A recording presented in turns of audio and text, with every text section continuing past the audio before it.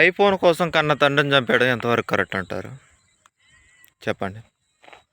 ఇది ఎక్కడ జరిగిందంటే ఎక్కడో కాదు, మా ఊర్లోనే జరిగింది. నాకు బాగా తెలిసిన వ్యక్తికే జరిగింది. ఒక 10వ తరగతి చదువుతున్న పిల్లోడు వాళ్ళ ఫ్రెండ్స్లో ఎవరికో ఫోన్ ఉందనేసి, నాకు కూడా ఫోన్ కావాలనేసి వాళ్ళ నాన్నని టార్చర్ చేసి, వాళ్ళ కుటుంబంలో కష్టపడి సంపాదించేది వాళ్ళ నాన్న ఒక్కడే.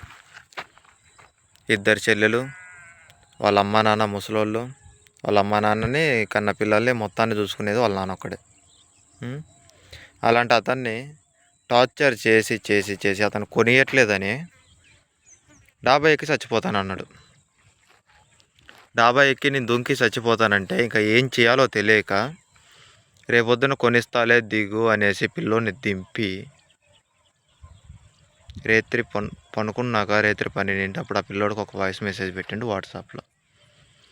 నాన్న నువ్వు బాధపడ మాకు, రేపొద్దున నీకు ఐఫోన్ నేను కొనిస్తా. ఆ పిల్లోడి మెసేజ్ చూసిండు. ఆ టైంలో ఆ పిల్లోడు ఆ మెసేజ్ చూసి హ్యాపీగా పనుకున్నాడు. పొద్దున్నే మా నాన్న ఐఫోన్ కొనిస్తాడని ఎంతో ఉత్సాహం లేగితే వాళ్ళ నాన్న మాత్రం లేగలేదు. హార్ట్ అటాక్ వల్ల చనిపోయాడు. ఇప్పుడు ఆ హార్ట్ అటాక్ వాళ్ళ కొడుకు మీద ప్రేమతోనొచ్చిందా, డబ్బులు ఎక్కడి నుంచి తేవాలన్న భయంతోనొచ్చిందా ఏటా? నిండా కలిపిన 15-16 సంవత్సరాలు ఉండవు ఆ పిల్లోడికి. 10వ తరగతి చదివే పిల్లోడు. ఐఫోన్ అవసరమా? వాళ్ళ ఫ్రెండ్స్ కొనుక్కున్నారంటే కొనుక్కుంటారు రా బాయ్, వాళ్ళ దగ్గర పైసలు ఉన్నాయి.